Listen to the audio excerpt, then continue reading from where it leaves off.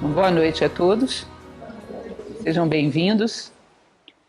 Bom, a ideia é ser um projeto antigo que eu ainda pretendo voltar a fazer essa mesma palestra no futuro, que é incluindo cada vez mais argumentos de diálogos platônicos. Nós temos em Nova Acrópole um grupo de leitura onde lemos todos os diálogos platônicos e era fazer um apanhado onde nós pegássemos as ideias principais da obra platônica como um todo. Eu fiz uma pequena amostragem hoje, devemos ter mais ou menos uns 50 minutos de bate-papo, onde algumas dessas ideias principais estão aqui apresentadas. É muito comum para aqueles que já fazem curso de filosofia com a gente que a gente tenha uma ideia de Platão muito através da República, das leis que a gente estuda logo no início no nosso curso de filosofia. Mas da obra como um todo, atribui-se a ele, embora tenha uma série de diálogos que são um pouco discutíveis, mas atribui-se em torno de 26 diálogos e mais as cartas. Então, é uma obra grande, volumosa, inteiramente conservada até os nossos dias, e muita coisa do que ele passa, nós ficamos limitados às vezes a conhecer apenas o mito da caverna, sem uma ideia global de tudo que ele transmitiu através da sua obra. A ideia então é gerar um bate-papo, onde nós passemos por algumas ideias gerais. Nós vamos perceber que muito do que nós temos no Ocidente atual, através da filtragem de uma Idade Média e depois de um Iluminismo, são ideias platônicas, que foram sendo modificadas, foram sendo distorcidas, mas que na sua base foram concepções platônicas.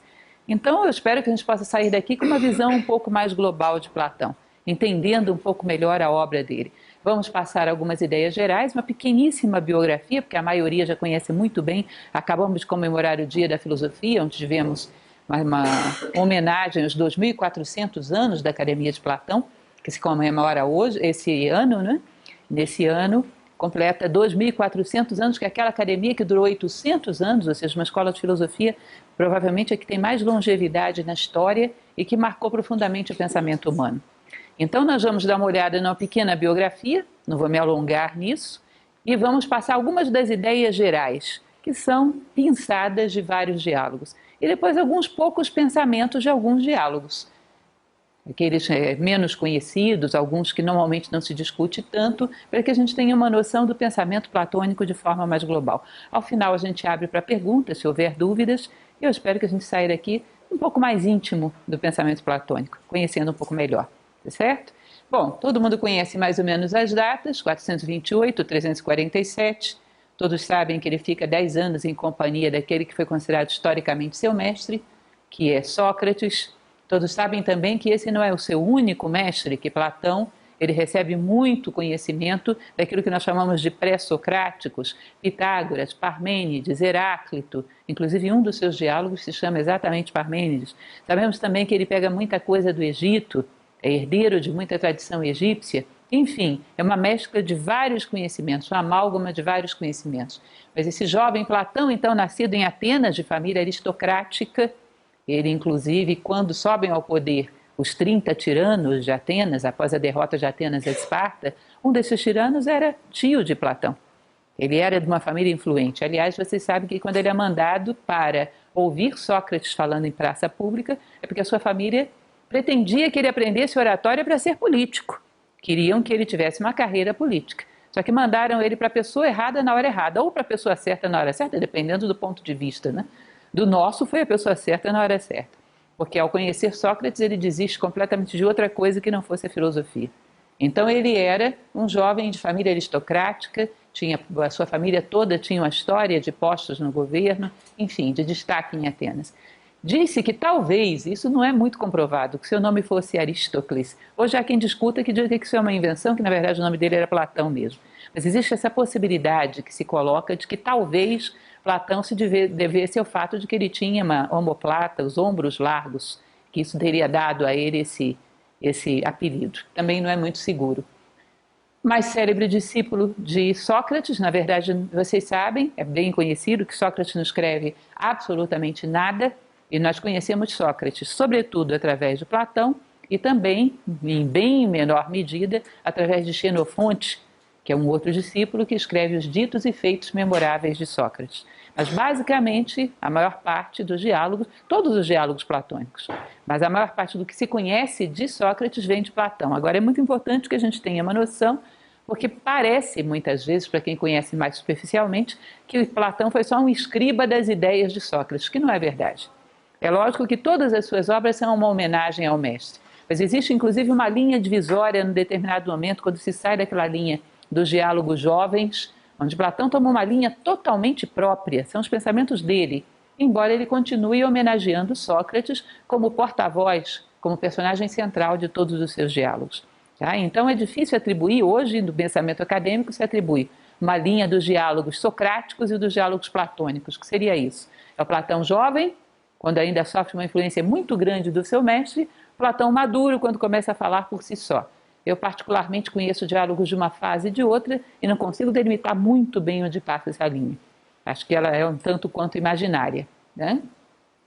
Mestre de Aristóteles, embora Aristóteles tenha seguido uma linha própria, mas vocês sabem que foi também um dos seus mais famosos alunos da academia.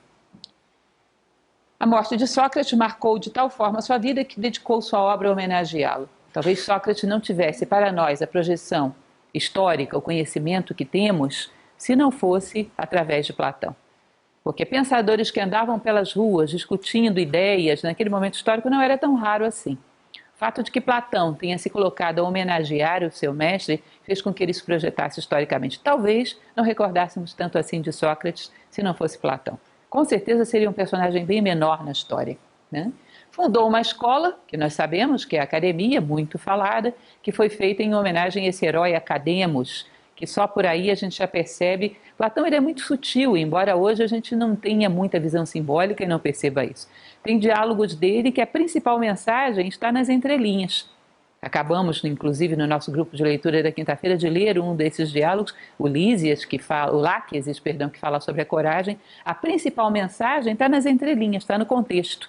Ele é bastante simbólico. Então ele não fala muito, mas quando ele dedica a sua academia a um herói chamado Academos, há uma série de coisas aí nas entrelinhas dessa mensagem.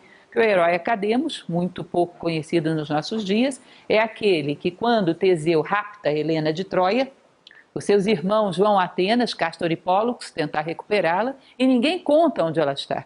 O único que conta é Academos. Esse Academos, o Acadaimos, longe do povo, era o único que desaprovava o governo de Teseu em Atenas. Considerava que ele era um demagogo, que adulava os gostos populares e que esse povo acabaria se virando contra ele, que foi exatamente o que aconteceu. Esse hábito populista de adular os gostos populares, que também era muito comum na Atenas naquela época, Platão sutilmente faz uma crítica a isso, quando dedica a sua academia, o nome da própria academia vem do nome do herói Academos. Então, sutilmente, sem falar nada, ele diz tudo. Por que Academos? Por que não outro? No local onde era pródigo em tantos heróis como a mitologia grega. Sabemos então que a sua obra, em grande maioria, há as cartas, mas a maioria dela estima-se em torno de 26 diálogos. Eu coloquei o nome de alguns mais famosos aí para vocês, mas não quer dizer que sejam os mais importantes, apenas os mais conhecidos, não é? O Banquete, o Fedro, a Apologia de Sócrates, o Criton, o Timeu, a República, sobretudo a República, que é um modelo. Aliás, eu recomendo a vocês, se um dia tiverem que ir para uma ilha deserta, levando alguns poucos livros, se lembrarem do meu conselho nessa hora, levem a República, porque é quase que um oráculo. Tudo o que vocês quiserem tem dentro desse livro. Fala de política, fala de arte, fala da maneira do homem lidar com o pensamento científico, fala da educação, fala do amor, da justiça, da bondade, da beleza, ele só falta da receita de bolo. Porque o resto tudo tem dentro da República. A República é muito amplo. A princípio, a ideia era buscar o conceito da justiça e, a partir desse conceito da justiça, construir um modelo político, que é a sua república, sua coisa pública, res pública. Porém, acaba que envereda no meio do diálogo por uma quantidade de assuntos fora do comum. Se eu fosse falar só sobre a República detalhadamente, daria um ciclo cultural, tá certo? Então, com certeza, é um dos diálogos mais importantes e é na República que tem o mito da caverna. Tão conhecido, tão propalado e eu ousaria dizer que tão pouco entendido na sua profundidade simbólica, né? Cada um deles é dedicado a um tema específico. Então, é a tônica do diálogo, que hoje a gente quase não conhece mais. Reúnem-se várias pessoas em torno de um condutor que se propõe a dialogar sobre um tema. Pode ser sobre o amor, pode ser sobre a amizade, pode ser sobre o conhecimento, pode ser sobre a justiça. Vários temas são abordados, sobre a origem das palavras. Então, esse condutor, ele tem o compromisso de não saber, ele se coloca a serviço do grupo, mas ele não sabe aonde o diálogo vai dar. Ele assume humildemente a sua ignorância acerca daquele assunto, porque senão ele manipula o diálogo. Ele vai pegando os argumentos do grupo e vai costurando, procurando uma linha lógica, e Platão dizia, muito sabiamente, porque é um fato, que qualquer grupo que se reúna para fazer um diálogo desse tipo, respeitando as leis do diálogo, nós vamos ver um pouquinho mais adiante como é isso, chegaria a uma conclusão que é superior ao senso comum a esse mesmo respeito. Ele considerava a dialética, que é a arte do diálogo, como algo sagrado, quase cerimonial, de tal maneira que, por exemplo, dentro da sua república ideal, ele não aceitava que os muitos jovens participassem, porque ele não queria que se usasse a dialética para brincadeira, que não se jogasse com os argumentos, porque é cruel quando você faz isso. Uma pessoa que sabe jogar bem com os argumentos, ela quebra todas as crenças de um ser humano e não é capaz de reconstruir e colocar nada no lugar. Então ele não gostava que se jogasse com as palavras, porque as palavras têm um teor sagrado para Platão. Ele não gostava que se usasse isso para brincadeira. Para ele, a dialética era uma disciplina sagrada, né?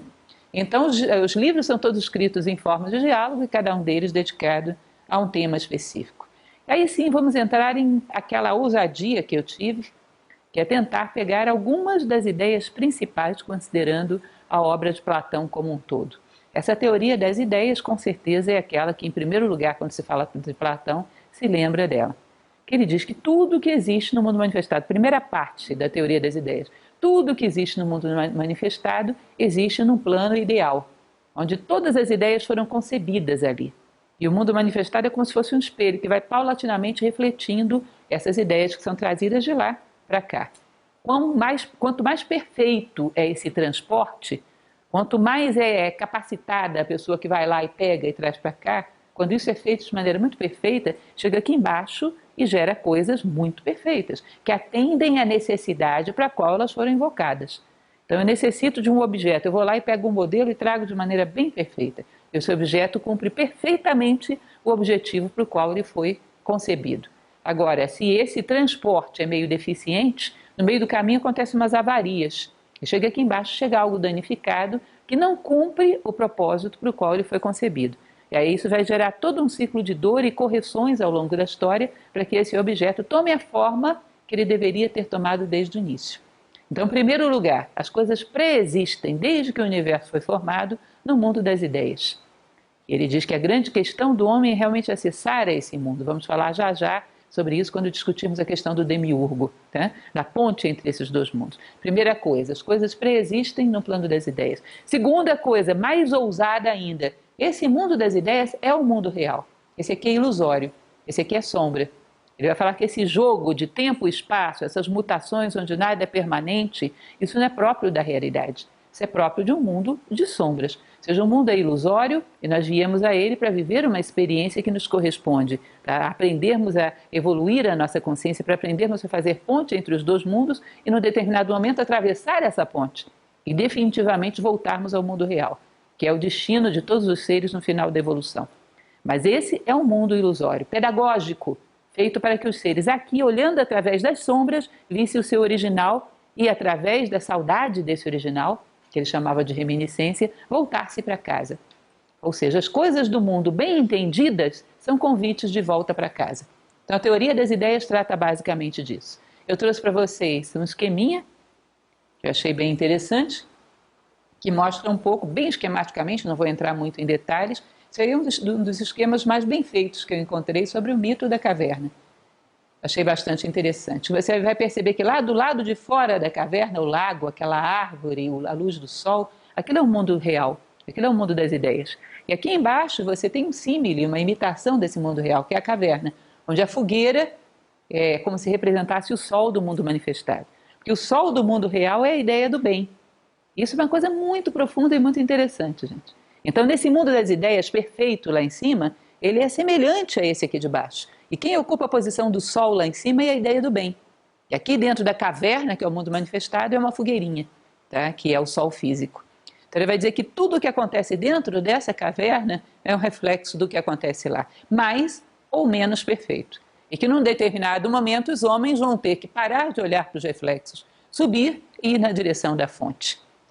E aí eles se tornam sábios, quando já não veem mais apenas os reflexos, quando enxergam as coisas reais no mundo real. Esse é o sábio, que vê as coisas iluminadas pela luz do sol. Se o verdadeiro sol é a ideia do bem, como a gente costuma comentar bastante no curso de filosofia, ver as coisas iluminadas pela ideia do bem é uma das ideias mais bem concebidas que eu já vi do ponto de vista simbólico. Significa olhar para todas as coisas buscando saber o que é o bem das coisas, sem querer nada para si, apenas querendo beneficiá-las. Ele diz que isso é a característica do sábio. Ele olha para as coisas não querendo reter nada para si, apenas tentando perceber o que é o bem de cada coisa e conduzi-las em direção ao bem que lhes é próprio. E o sábio seria isso. E aí vem toda uma sequência de ideias que são subordinadas a isso, porque vocês vão perceber que no conjunto de ideias de Platão, a ideia do bem praticamente é a pedra de toque. Justifica todas as demais, tudo emana a partir dela. E a sabedoria também emana a partir dela. Ele vai dizer que é o grande divisor, por exemplo, quando ele fala do amor, que nós vamos dizer mais adiante sobre isso, um pouquinho. Porque imaginem vocês, cada tema desse, para quem já fez o curso de filosofia, sabe, é uma aula. É uma aula falando de cada tema desse. Então, estou passando bem sinteticamente. Mas tem um determinado momento que ele vai falar do divisor do amor humano, que é quando a gente para de olhar para as coisas e pergunta, para que isso me serve? Quando a gente começa a olhar para as coisas e pergunta, como eu posso servir a isso? Ou seja, o que é o bem das coisas e como eu posso contribuir para ele. Então, a relação do homem com todo o mundo manifestado se dá através da ideia do bem. Do quanto o homem captou essa ideia, ele vai ser sábio, vai ser realizado, vai ser feliz. Do quanto não captou, ele vai ter a contraparte disso, né? Que é a infelicidade, a frustração, a falta de realização como ser humano. Tá? Então, teoria das ideias basicamente é isso. Existe um mundo perfeito, o mundo das ideias, real. E esse é um mundo pedagógico. Não falso, porque essa é uma palavra pejorativa, mas pedagógico. Uma ilusão montada para que nós cheguemos a ver através dele a realidade. Ou seja, não é para ver as coisas, é para ver através das coisas. Vocês vão ver uma coisa muito bonita em relação a isso que ele fala já quando vai falar da ideia da beleza. Então, além dessa primeira ideia importante, que é a teoria das ideias, eu selecionei algumas. Aí vocês vão dizer, nossa, como é que ela vai conseguir falar de tudo isso? Bem basicamente, nós vamos ver que ele define quase tudo. Isso, por exemplo, a ideia do bem, do belo, do justo, ele vai definir essas ideias todas num diálogo, que é a República, aquele que eu falei para vocês que é um oráculo para vocês usarem na ilha quando vocês forem ser Robinson Crusoe. Ou seja, Robinson Crusoe com a República é outra tecnologia, outra qualidade de vida, né? Porque ele define todos esses conceitos dentro da República. E imagina, são basicamente os parâmetros para a vida, porque se você sabe na prática o que é tudo isso, você tem os parâmetros da vida. Falando de maneira bastante sintética, que é o que é possível e é o que é o nosso objetivo dentro de uma palestra, vocês vão ver que o bem, ele relaciona a unidade, o bem é aquilo que une, o belo, aquilo que eleva na direção da unidade, ou seja, o belo sempre eleva o homem na direção da unidade, na direção do bem, consequentemente, e o justo, aquilo que ordena, coloca cada coisa no lugar certo. E ele relaciona essas coisas todas interligadas, ou seja, a unidade é para onde caminha todo o universo. O universo veio da unidade e volta para ele.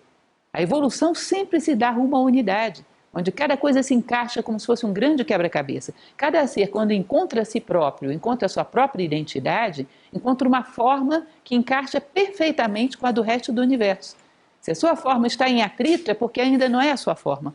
Quando você encontra a sua identidade profunda, que é o conhece-te a ti mesmo, você se encaixa no universo de maneira harmoniosa. Porque o universo, ele é todo ele, partes, células de uma grande unidade. Ou seja, evoluir é se perceber cada vez mais como célula de uma grande unidade e trabalhar não apenas para a célula, mas para o corpo.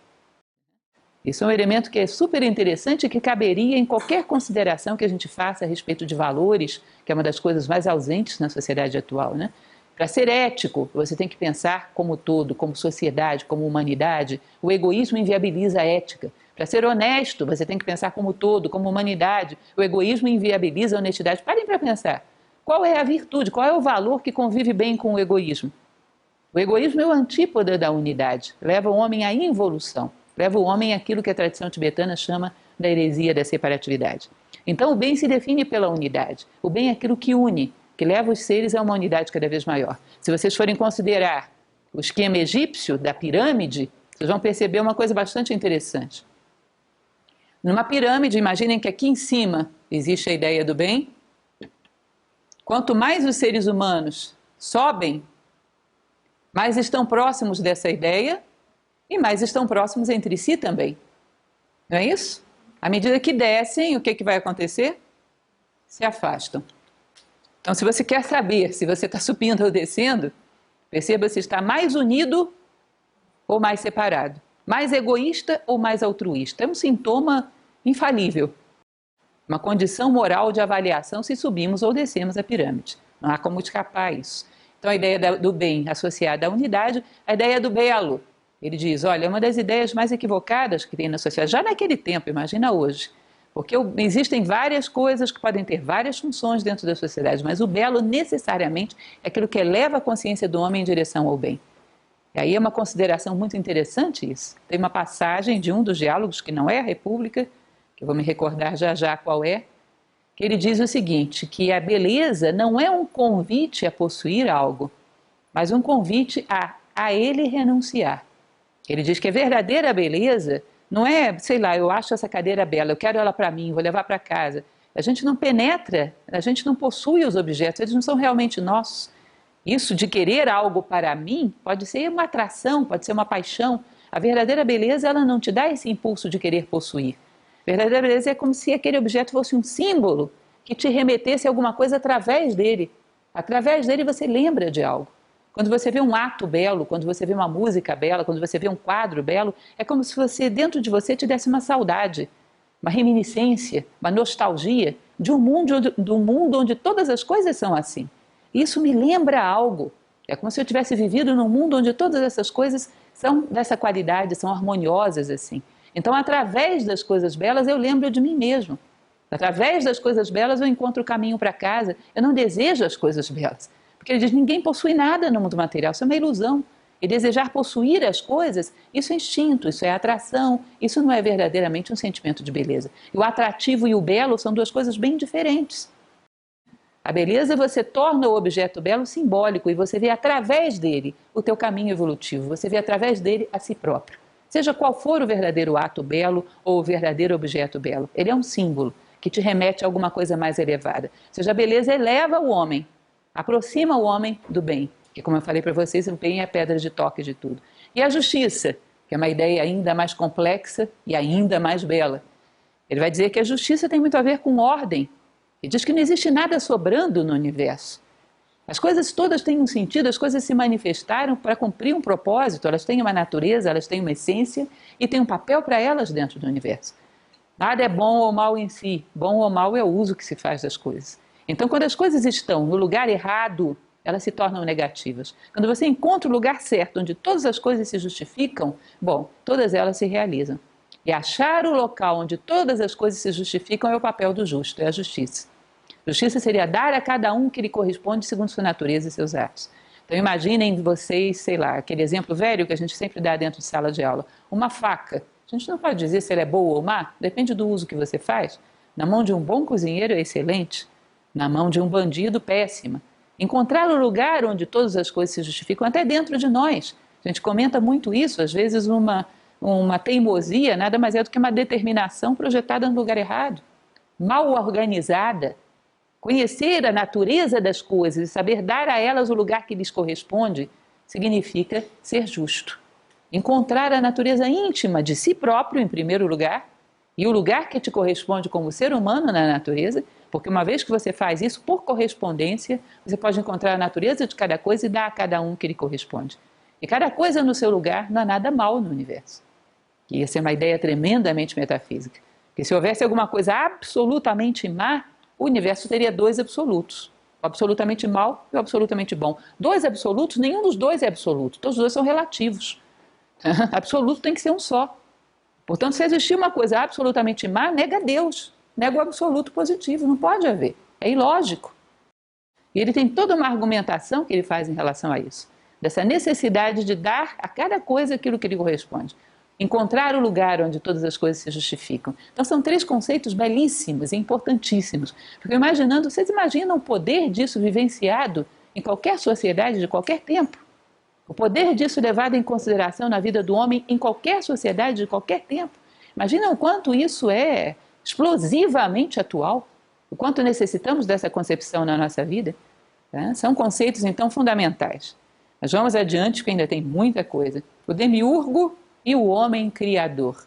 Esse conceito do demiurgo, que é interessante, é o conceito de um ser divino que, quando criou o universo, fez uma ponte entre esse plano das ideias e o plano concreto, ambos construídos por ele mesmo. Ele faz uma ponte entre esse plano das ideias e o plano concreto e traz de forma perfeita, de tal maneira que a natureza, toda ela, cumpre com seu papel de forma exata e perfeita.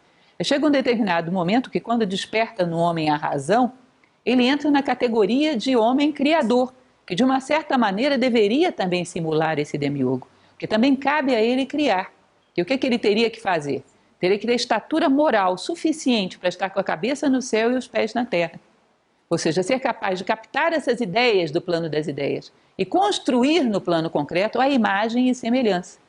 Quando o homem não tem estatura moral para isso, ele cria deformações. E essas deformações vão ser fonte de sofrimento, né?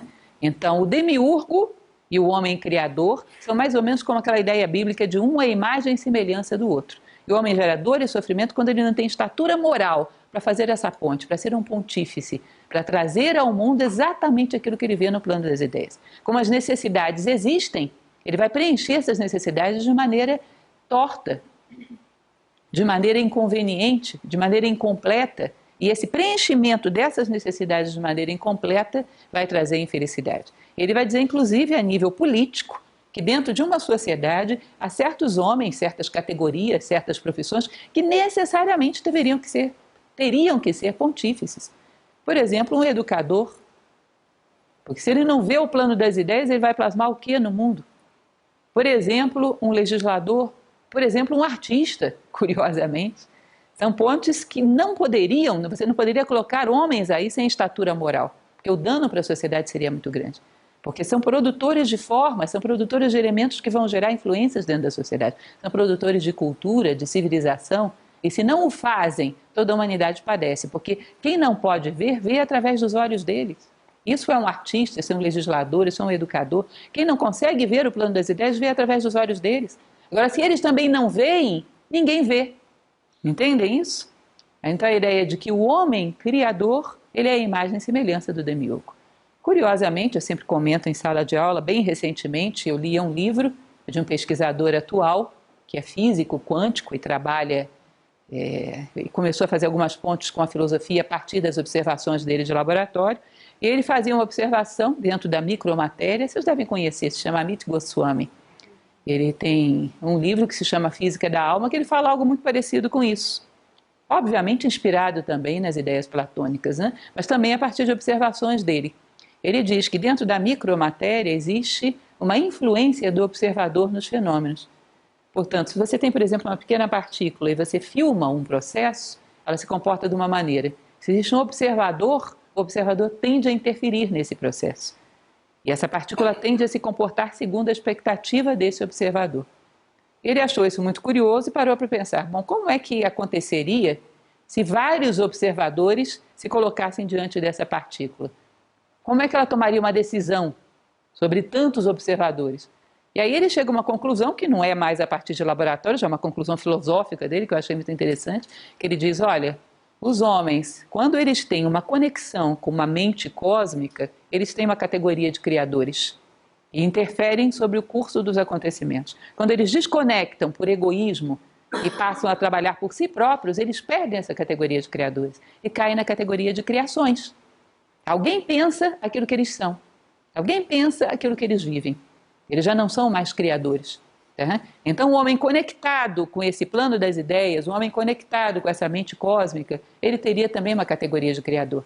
Seria capaz de interferir no curso da história. Se não, pelo egoísmo, o homem se bloqueia e cai na categoria das coisas criadas. E alguém vai pensar aquilo que ele está vivendo, cai no inconsciente coletivo.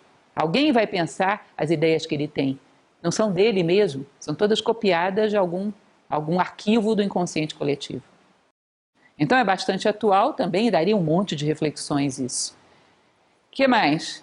O conhecimento verdadeiro e a opinião. Nossa, isso aí são muitos diálogos falando sobre isso, de muitos jeitos, de todo quanto é jeito. Onde ele vai falar a respeito das etapas. Uma das coisas que ele considera terríveis é que o homem Que ele vai emitir opiniões é inevitável, mas que ele dê às opiniões um status de verdade. Porque quando o homem começa a dar às suas opiniões um status de verdade, ele significa que ele perdeu o amor à verdade. Já não interessa mais a ele. Interessa mais a forma como ele gosta de ver a vida do que a vida realmente é. Eu acho interessante, é como se vocês, para pegar um exemplo moderno, daquele filme Matrix, que recentemente comentamos aqui na escola, inclusive, quem assistiu Matrix 1? Quase todo mundo, né? Por isso que eu gosto de usar como exemplo, porque é bem conhecido. Aquele cidadão que saiu da Matrix, viu como tudo funcionava, mas por um comodismo preferiu entrar na Matrix e viver uma ilusão. Lembram disso? Vocês percebem que a gente às vezes vive isso?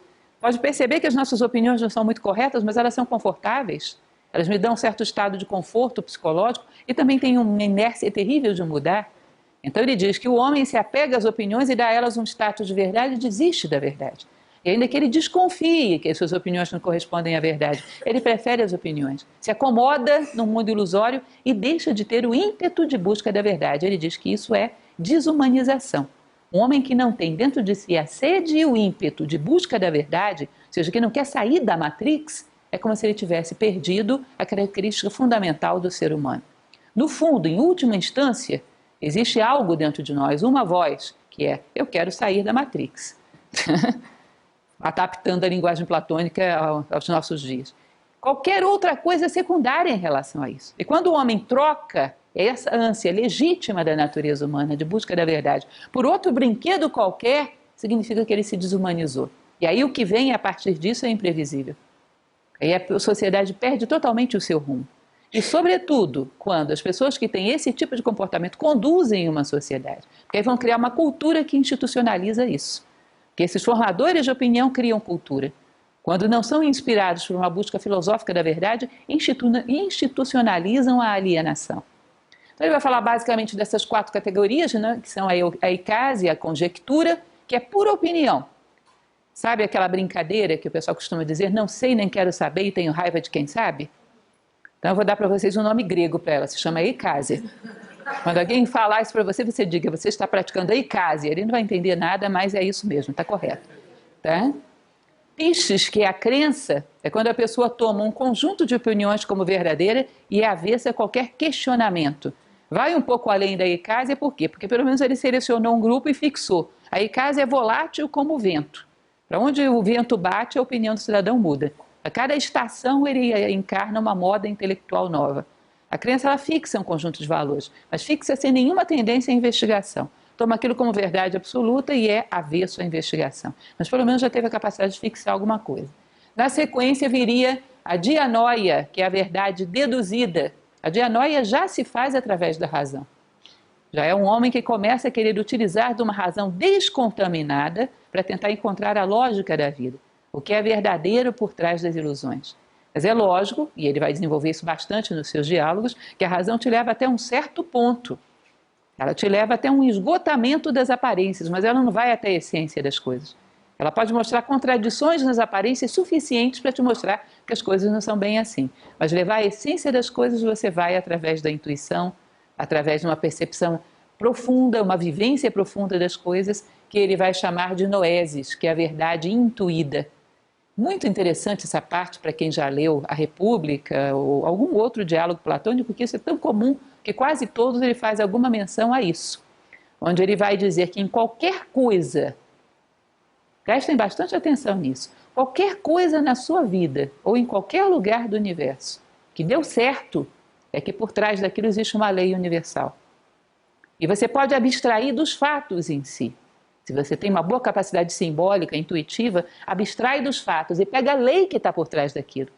E se você pega essa lei, você é capaz de aplicá-la em qualquer coisa da vida, que ela funciona também. Ou seja, por trás de algo na tua vida que deu certo, você abstrai uma lei universal, que pode ser aplicada em qualquer outra coisa na sua vida. Eu costumo comentar com os meus alunos um exemplo bem bobinho, que todos eles conhecem decore e salteado, mas como tem alguns aqui que ainda não são nossos alunos, vou me permitir contar essa velha história novamente. Nós somos voluntários em Nova Acrópole, vocês sabem, e quando temos alguma necessidade, por exemplo, de pintar uma parede, fazemos nós mesmos. Construímos tudo isso aqui com um regime de mutirão, e nós, em geral, nos giramos e fazemos nós mesmos. E na época em que esse prédio foi construído, quando nós fazíamos a pintura das paredes, havia uma coisa que era mistérica e esotérica extremos, que era reboco de parede. Para quem já fez, sabe que isso é um negócio um tanto quanto exótico, né? Porque o pedreiro faz aquilo com uma facilidade fora do comum. Você vai fazer puff, aquela massa cai no chão. Não é assim?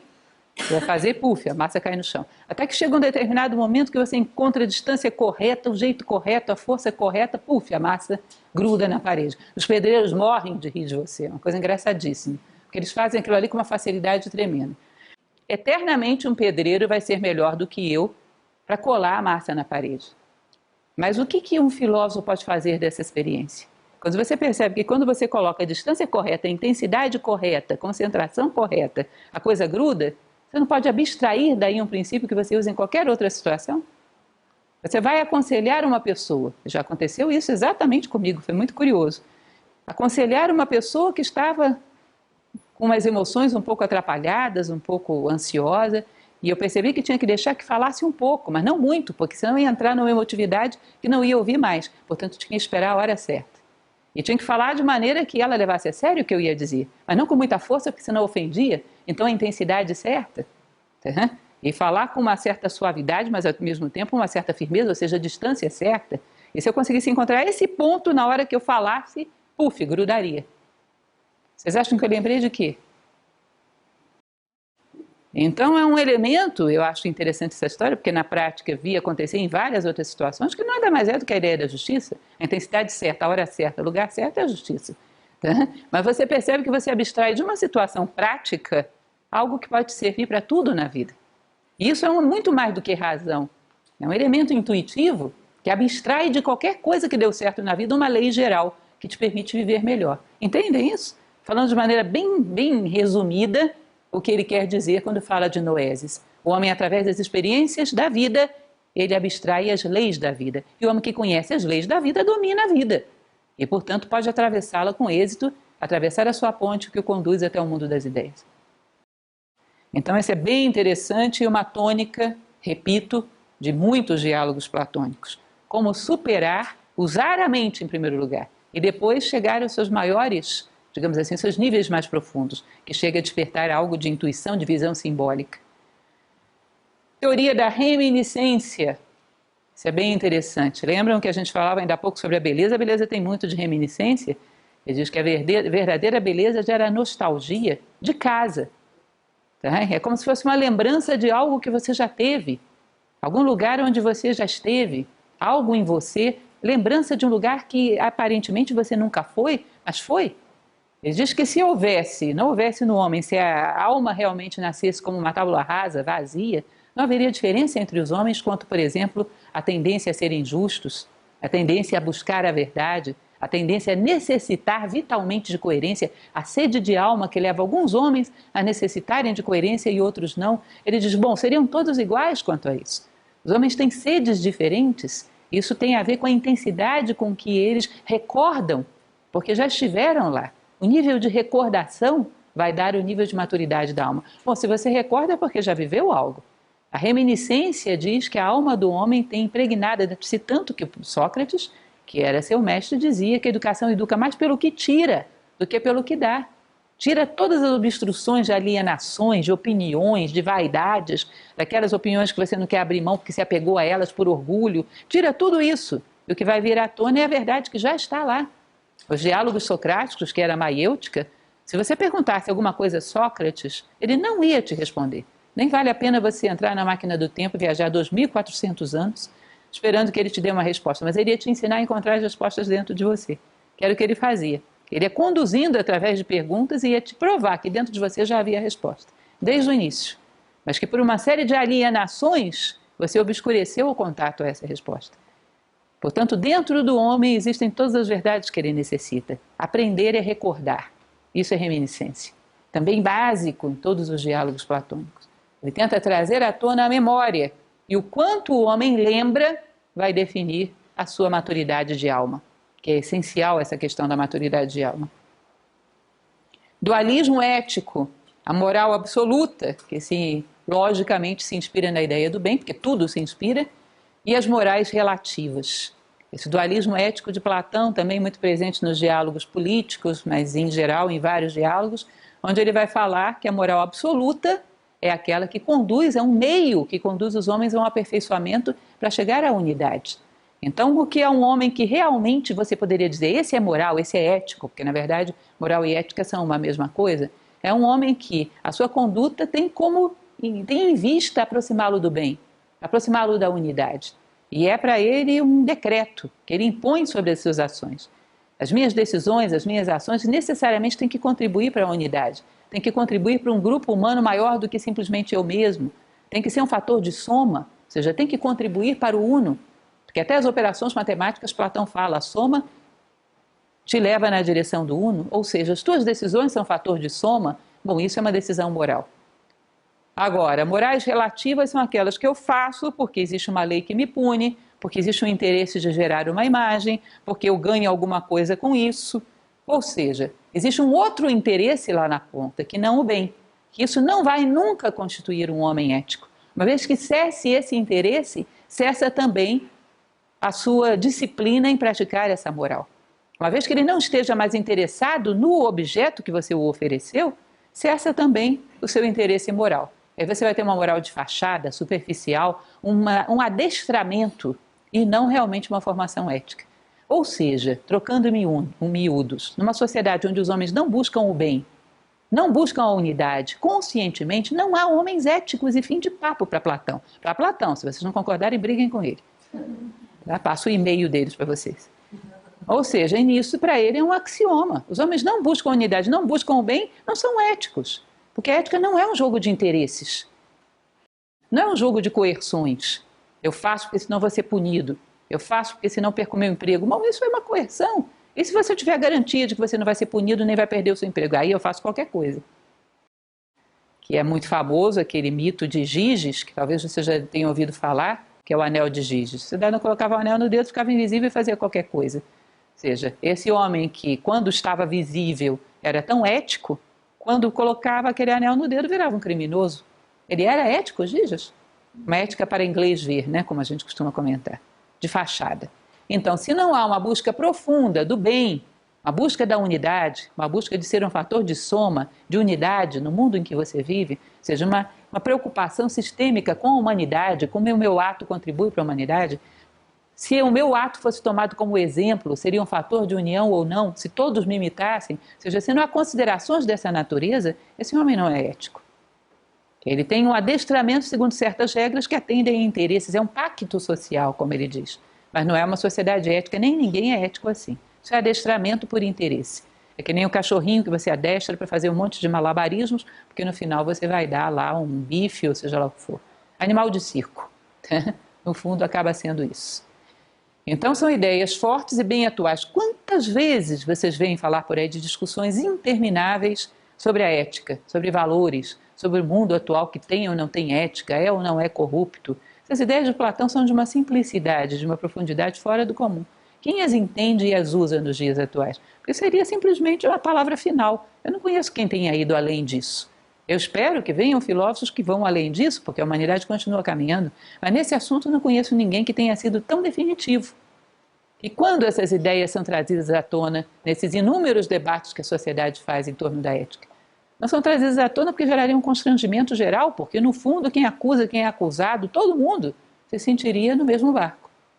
Porque isso é muito raro nos nossos dias, essa que é a verdade. Muito pouco entendido e menos vivido ainda. Então nós vivemos a moral do adestramento, por interesses sociais. Vivemos o pacto social. Isso para eles são morais relativas. Não pode ser chamado de um homem ético nem uma sociedade ética. Dualismo político, que esse, então, república sobretudo, mas leis também, bem incisivo. O que vem a ser isso? A ideia do Estado perfeito dos Estados imperfeitos. Você vai dizer que o que acontece com o homem acontece com uma sociedade. E é uma coisa simples e clara. O homem que é ético conduz uma sociedade, se ele conduz a sociedade, para ser ética. O homem que é íntegro conduz para ser íntegra. O homem que é bom conduz para ser boa. Lógico, da mesma maneira dentro de você. Nós somos duais, todos nós. Temos um monte de vozes dentro de nós. Tem aquela voz que te diz, seja íntegro, mas tem aquela vozinha de fundo que diz, faça qualquer coisa, ninguém está olhando. Qual é a voz que te conduz nas suas ações diárias? Se é sempre aquela voz humana, bom, você vai tomar uma direção humana. Se é sempre uma voz da inércia, uma voz do comodismo, uma voz dos instintos e dos interesses, bom, você vai viver uma vida animalizada, uma vida em função de instintos e de interesses, às vezes muito grosseiros, muito básicos. Ou seja, o homem se humaniza quando ele é guiado por aquilo que ele tem de melhor. A sociedade se humaniza quando é guiada pelos homens que caminham na direção daquilo que eles têm de melhor. Porque, logicamente, eles vão dar a tônica dessa sociedade, assim como a cabeça dá a tônica do corpo. Certo? Então ele vai dizer que um Estado perfeito é um Estado conduzido por valores, por homens valorosos. E aí vem todo um conjunto de elementos que é curioso, porque a partir do momento ele vivia dentro de uma sociedade onde isso já não era assim, que dirá nos nossos dias. Ele dizia, bom, os homens que estão no poder são os homens que agradam a maioria, e não aqueles que são guiados por valores, porque dificilmente a maioria entenderia valores, porque se os entendesse, os teria. Entendem isso? Então ele dá um exemplo em um dos seus diálogos, se não me falha a memória, não me recordo agora se é a República ou é as Leis. Acho que é a República. Ele diz que imagine você uma pessoa que tem que conduzir e tratar de um animal no zoológico. E que ele fica observando o que esse animal enjaulado faz dentro dessa sua jaula. E aí ele percebe que esse animal tem certos hábitos. Ele sempre dorme num canto, ele sempre come no outro canto, num determinado horário, e tem uma comida que ele gosta mais. Imagine que por alguma razão ele tenha que governar esse animal. E esse animal tenha que escolhê-lo como governante. Ele faria uma plataforma política que seria o seguinte: se eleito for, todos dormirão nesse canto, comerão nesse canto tal coisa em tal horário. Ou seja, a sua plataforma política não vai pensar no bem do animal, mas no que ele gosta. Porque senão ele não vai ser escolhido. E aí é aquilo que ele chama de demagogia, onde num determinado momento os governantes pensam em si, e não naqueles que são governados. E, portanto, não os conduzem na direção do bem. E isso ele vai chamar de um Estado imperfeito. Tá? Imaginem vocês, um exemplo que também uso muito em sala de aula, que dá para a gente fazer uma relação e entender isso. Imaginem que vocês tenham uma cidade pequena, do interior, que ali você tenha uma meia dúzia de pediatras, e que, de repente, a prefeitura lança um concurso. O pediatra que for mais votado pelas crianças ganhará um carro zero. Aí bota aquele carro zero no coreto da praça, super tentador, convidativo. Aí as crianças vão votar. E você é uma pediatra, e você está ali no páreo. Aquele carro pode ser seu, imagina, são poucos na cidade. Aí de repente entra uma criança no seu consultório, e você percebe que tem uma infecção muito aguda, que se você for entrar com medicamento oral, de repente não pode não dar tempo, e aquilo pode disseminar, pode custar a vida da criança. Ela necessita de um medicamento injetável e rápido. Criança gosta de injeção? Se você der uma injeção nela, ela vai votar em você? Mas vai viver. Se você passar um xaropinho de morango, ela vota em você, mas talvez não viva. O que você vai passar para essa criança? Depende do que você é. Se você é realmente um pediatra, você vai querer ter como objetivo principal a saúde dela. Ela vai te odiar, vai atravessar a rua quando encontrar com você na rua. Mas vai estar viva. Aí você vai ver ela coradinha, bonitinha, vai se sentir realizado com isso, não vai ter carências, não vai querer que ela goste de você. Agora, se você é um demagogo, você vai querer que ela goste de você. O que vai acontecer com ela depois, o problema dela. Percebem? Então ele vai dizer que quando os homens que conduzem a sociedade são realmente homens que conduzem a si próprios, eles vão conduzir a sociedade num caminho correto e, portanto, você terá um Estado perfeito. Agora, quando nós projetamos os nossos vícios, as nossas debilidades e colocamos no poder pessoas que são muito semelhantes àqueles que eles governam, não temos muita chance. Tá? Então é uma sociedade onde todos os pediatras matarão as criancinhas, porque o sonho deles não é a saúde das crianças, mas ganhar um carro novo. Basicamente seria essa ideia, esquematicamente, para que vocês entendam. Bom, continuando. A dialética como ciência suprema, a ciência que tem por objeto o mundo das ideias. Então, como eu falava para vocês, a dialética como diálogos, duas ou mais inteligências, buscando não outra coisa que não a verdade, para ele é uma ciência sagrada. Você tem um grupo de homens que não tem interesse em projetar sua personalidade, não tem um interesse em mostrar que eles sabem mais, mas que são humildes a ponto de saber que nada sabem, têm amor à verdade, não vão pensar a respeito de experiências que eles viveram e não invocar autoridades do passado, ou seja, num diálogo não vale você dizer tal coisa é verdadeira porque fulano falou. Um diálogo que corre a experiência de vida que cada um teve. Os argumentos são fundamentados com vida e não com intelectualismo. Nada é verdadeiro pelo argumento da autoridade porque alguém disse. Tá? Quando um diálogo é conduzido segundo essas regras, ele chega muito mais próximo da verdade do que o senso comum que se tinha a respeito. Então, humildade, saber que nada se sabe, amar a verdade e trabalhar com argumentos embasados com vida. Nada é verdadeiro porque você leu num livro, é verdadeiro porque você viveu. Entende? Então, o diálogo para ele era algo que exigia muita maturidade, porque era algo que era capaz de te levar o mais próximo da essência humana que qualquer disciplina é capaz de levar. Então, vocês vão perceber que não só todas as suas obras são através de diálogos, como também todo o ensinamento que ele transmitia dentro da academia. E dentro da sua cidade ideal, que é a República, ele permitia a dialética apenas para jovens a partir de 30 anos de idade. Ele considerava que brincar com os argumentos intelectualmente é esvaziar as palavras e provoca um dano terrível para a humanidade. Então, a dialética, para ele, é aquela que estabelece uma ponte entre o mundo das ideias. Quando a razão já não pode mais, a dialética, como ela invoca a reflexão simbólica, invoca a vida, invoca a união de várias inteligências buscando o caminho, ela é capaz de ir além daquilo que a tua razão individualmente te levaria. Ela é capaz de te levar a atravessar a ponte até o mundo das ideias. Tá? Então, vital para Platão essa disciplina que hoje a gente já não conhece mais quase nada. Né? Educação e direcionamento dos impulsos. Sobre a educação vai longe, ele fala muito sobretudo no diálogo chamado As Leis. Basicamente, um pequeno resumo, ele vai dizer que a educação consiste em pegar os impulsos humanos, que todo ser humano tem impulsos para gostar de certas coisas e rejeitar outras. E esses impulsos são trabalhados culturalmente, de tal maneira que através de uma cultura que seja um pouco distorcida, você pode ser ensinado a gostar de uma série de coisas que são negativas para a tua natureza humana e a rejeitar outras que são boas. Isso gera uma deformação de caráter. Ele diz que a educação consiste em pegar o impulso humano de gostar e rejeitar e fazer com que o homem goste daquilo que é bom e rejeite o mal, de tal maneira que ele caminha para o bem porque ele deve e porque ele gosta. É muito mais fácil. Ele rejeita o mal porque ele deve e porque ele gosta. Direcionar os impulsos humanos para que ele se incline para o bem e rejeite o mal. Isso seria uma boa formação de caráter, que seria a responsabilidade da educação. Ele vai desenvolver um longo raciocínio, que não vai dar para falar aqui, sobre o educador que seria capaz de despertar isso no seu educando, é aquele que tem isso desperto em si. Ele vai representar aquilo que aquele educando ainda não tem por imaturidade. Mas para ele representar algo no outro, ele tem que ter isso presente em si. Ele não pode representar uma coisa que ele não tem.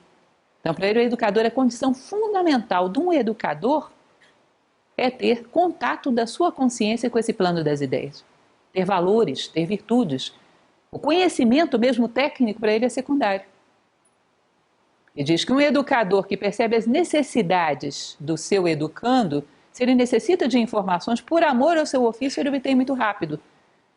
Mas valores não é tão rápido assim para obter. Vocês entendem isso? Imaginem aquele velho exemplo que a gente sempre dá em aula também. Um empresário que contrata um empregado. Hoje, quando se pede um funcionário, normalmente se exige o quê? Experiência técnica naquilo que ele vai fazer. Não é isso? Então, tenha um currículo, saiba mexer com o computador, com tais programas, com isso, com aquilo. Essa pessoa começa a trabalhar. Que garante que esse cidadão, com todo esse currículo técnico, assim que você virar as costas, se for você empresária, ele não vai te roubar, não vai te enganar, não vai vender segredos da tua empresa para uma empresa concorrente, como acontece constantemente. Quem te garante isso?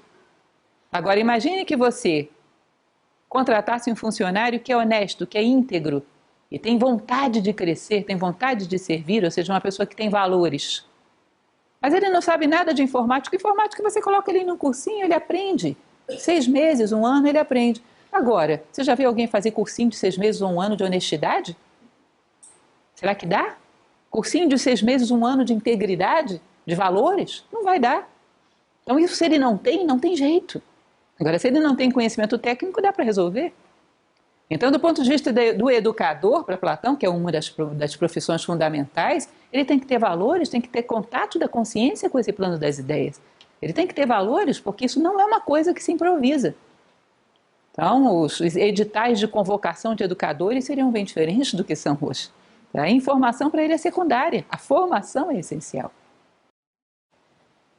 Tanto de coisa originalíssima, né? Que foi dita há apenas 2.400 anos atrás, ou seja, e a gente ainda não chegou a assimilar quase nada.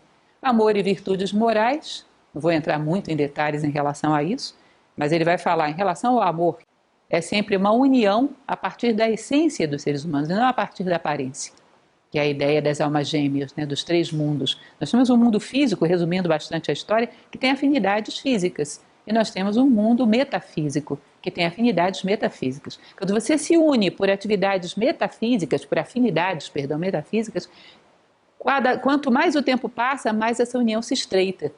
Porque se eu me uno a alguém porque essa pessoa ama a justiça e eu também, à medida que o tempo passa, ela se aproxima da justiça e eu também. Portanto, nos aproximamos mais um do outro.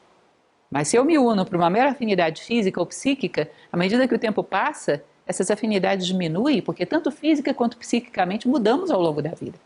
E aquilo que era muito próximo num ponto vai se distanciando e essa relação se esvazia.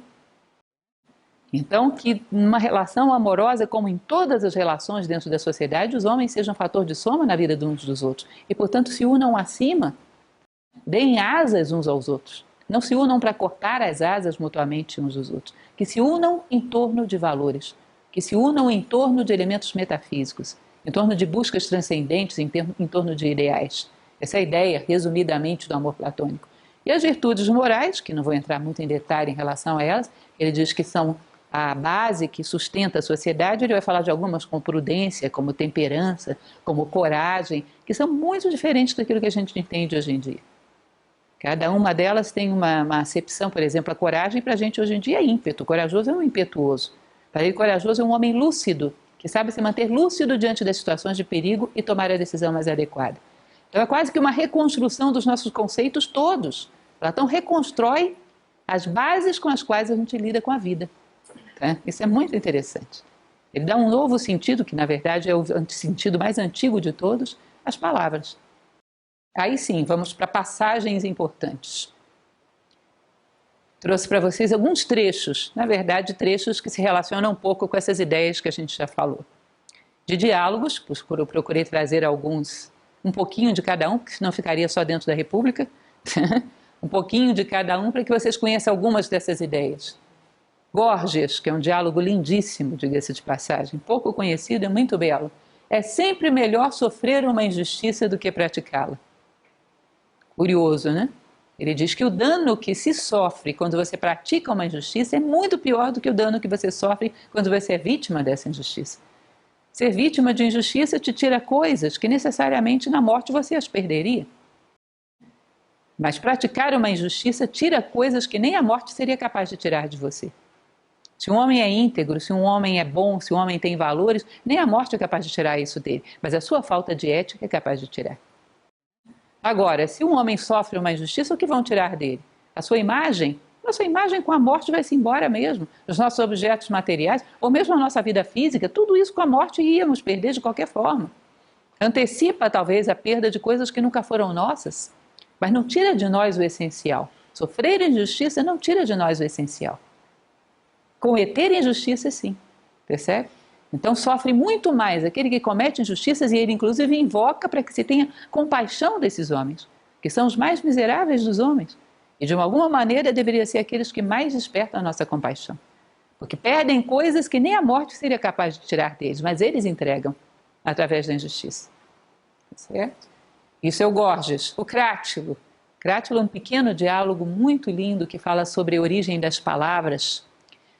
Essa é uma passagem dele. E assim, quem atribui os nomes não se contradiz. Ele fala dos legisladores que criaram os nomes lá no início dos tempos, dessas línguas que nós viemos herdando. Né? Quem atribui os nomes não se contradiz, denotando sob distintos nomes o princípio da ordem e do movimento para as virtudes e o constrangimento e agrilhoamento para os vícios. O que quer dizer isso? Ele faz uma coleção invejável de nomes de virtudes. A bondade, a beleza, a honestidade, a integridade, tudo que vocês possam imaginar. Ele vai lá na origem desses nomes e descobre que a raiz do nome de todas as virtudes tem a ver com movimento. fluxo, movimentar-se. E aí ele pega os vícios e vai na raiz de todos eles e descobre que todos eles têm a ver com detenção, agrilhoamento, deter-se. E o nome dos deuses gregos, ele pega a etimologia deles e descobre que os deuses gregos, na sua etimologia, são aqueles que empurram o homem para o movimento, para a evolução, para o fluxo da vida, por querer ser mais do que somos hoje, por buscar o ideal humano, a completude humana, quanto a valores, virtudes e sabedoria. As virtudes te empurram nessa direção e os vícios te detêm. Tá? Então é muito interessante dar uma reflexão longa a respeito disso. Aliás, só sobre isso aí daria para fazer uma palestra tranquilamente. A República. A educação deve propiciar ao corpo e à alma toda a perfeição e beleza que podem ter. Ou seja, a educação propicia a beleza ao corpo e à alma. Ou seja, eleva corpo e alma na direção do bem. Como já falamos bastante, né? Tanto quanto ao bem, quanto em relação à beleza. Isso também é muito bonito, o Banquete, que é um diálogo que trata sobre o amor, onde ele vai falar a respeito do instinto de reproduzir, que diz que o homem não tem instinto de reprodução só no corpo. O corpo gera corpos novos para colocar no lugar daqueles antigos que se desgastaram, e isso é uma busca de eternidade do corpo. Como ele não pode ser eterno fisicamente, ele coloca corpos novos no lugar dos antigos. Mas a alma tem uma outra forma de procriar, e ela também tem o mesmo ímpeto de procriação. Ele vai dizer, mas existem alguns cujo instinto criador se aloja na alma e que desejam procriar não pelo corpo, mas espiritualmente, gerando filhos que são próprios da natureza da alma conceber e dar à luz. E o que é próprio da natureza da alma procriar? A sabedoria e as virtudes em geral. Ou seja, talvez aquela frase que a gente tanto repete das metas de vida do homem, que é escrever um livro, ter um filho, plantar uma árvore, talvez não sejam só filhos físicos. E você dizer que as metas do homem é ter só um filho físico, bom, toda a natureza procria. Isso não é tão humano assim. Mas gerar filhos espirituais, ou seja, trazer virtudes ao mundo, porque quando você faz uma ponte e traz uma virtude ao mundo, ainda que seja pequena, ainda que seja só num momento, você aportou algo positivo ao mundo. Foi um filho que você deixou aí. Tá? Que vai gerar uma prole, esse processo continua, porque isso dá exemplo, é absorvido por outros, é incorporado por outros, gera outras pessoas que vão seguindo isso. Nós estamos até hoje impactados pelo pensamento platônico, que viveu há 2.400 anos atrás. O que nós estamos vendo aqui são os filhos de Platão, suas ideias. E olha como ainda reproduz, como ainda gera prole. Tá? Ou seja, que o homem não abafe essa sua necessidade de gerar filhos quanto à alma, seu espírito de procriação da alma. Menexeno. Quem faz depender de si mesmo, se não tudo, quase tudo que contribui para a sua felicidade, e não se prende nem se modifica de acordo com o bom ou mau êxito da sua conduta, está de fato preparado para a vida. É sábio na verdadeira acepção do termo, corajoso e temperante. Ou seja, é o princípio da autonomia, que bem muito mais tarde um pensador chamado Immanuel Kant vai trabalhar com esse conceito, a exaustão. A autonomia é fazer com que a tua felicidade dependa apenas de si. Não faz com que a tua felicidade, princípio budista, né, dependa de nada externo. Nunca houve nem nunca haverá um homem que seja exclusivamente louvado ou criticado. Isso é Dhammapada budista. Portanto, não faz com que a tua felicidade dependa nem do louvor nem da crítica. Ou seja, os elementos circunstanciais não podem fazer de você um joguete. Você tem que encontrar dentro de você todas as razões para a tua felicidade, para a tua realização. Os elementos externos, se te reconhecem ou não, é secundário. Como dizia Confúcio, que é um outro pensador que fala nessa mesma direção, não se preocupa se você é reconhecido, mas se preocupa se você é digno de sê-lo. Ou seja, a tua consciência te reconheceu. Agora, as circunstâncias externas que vão fazer com que isso aconteça ou não depende do mundo, mas de mim eu fiz a minha parte, cumpri o meu papel. É o homem se sentir em paz diante da sua própria consciência, é o homem que tem vida interior. E uma vez que o faz, não depende de nada externo. Isso é o ideal do homem de ouro que Platão fala. Que não depende de nada externo porque tem ouro dentro de si, portanto não depende do ouro fora. Toda a riqueza que ele necessita tem dentro de si, que aí é autônomo. E como ele é autônomo em relação ao mundo, ele não depende do mundo, o mundo começa a depender dele, ele pode começar a fazer história. Ele vira o jogo. Isso é bem interessante.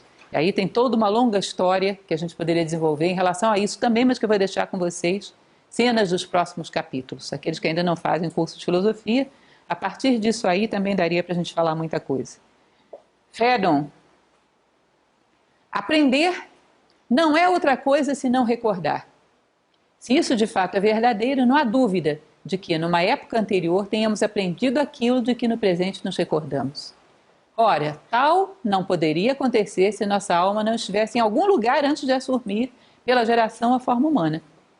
Por conseguinte, ainda por essa razão, é verossímil que a alma seja imortal.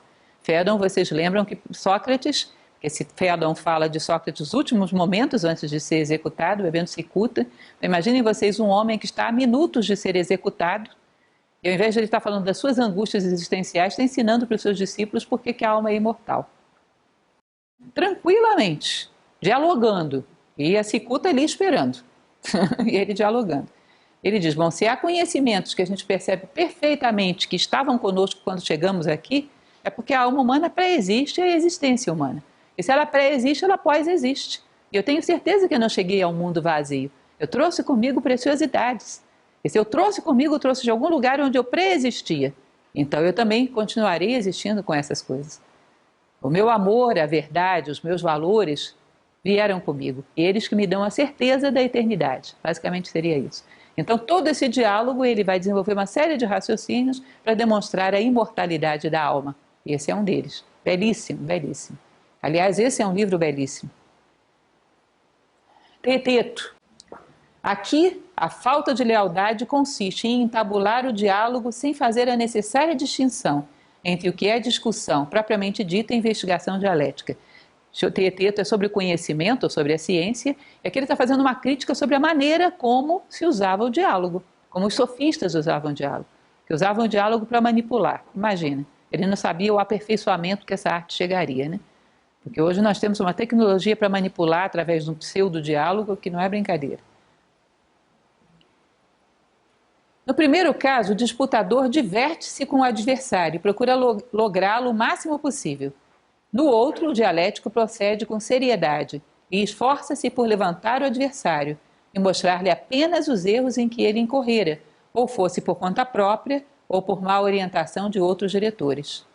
Se assim procederes, teus interlocutores só poderão queixar-se deles mesmos, em suas incertezas e perplexidades, não de ti.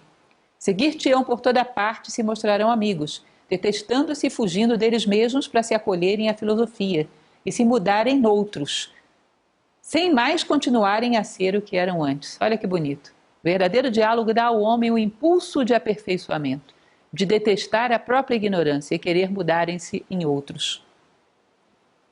Porém, se fizeres o contrário disso, a exemplo da maioria, o contrário precisamente se passará contigo, e em vez de filósofos ou amigos da sabedoria, farás de teus acompanhantes inimigos do saber quando se tornarem mais idosos.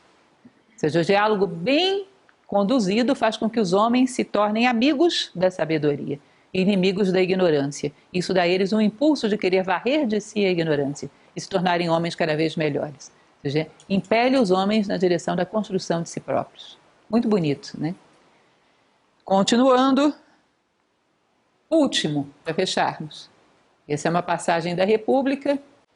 Dos últimos limites do mundo inteligível, encontra-se a ideia do bem, que só com dificuldade se percebe, mas que, todavia, não pode ser percebida sem que se conclua que ela é a causa primeira de quanto há de bom e de belo no universo.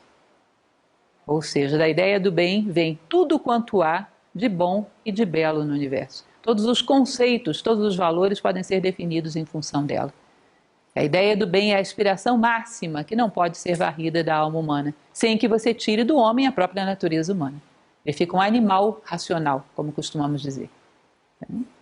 Bom, isso era basicamente o que eu queria trazer para vocês. Como eu falei, é um pequeno esboço. No futuro pretendo fazer isso mais elaborado, incluindo mais, mas aí teria que ser um ciclo cultural, né? Para caber todos os diálogos platônicos, são muitos. Mas algumas ideias gerais do pensamento platônico como um todo. Eu acho que escolhi de maneira bem estratégica e espero que seja útil para vocês. Aí abro para perguntas. Tem alguma dúvida, alguma coisa?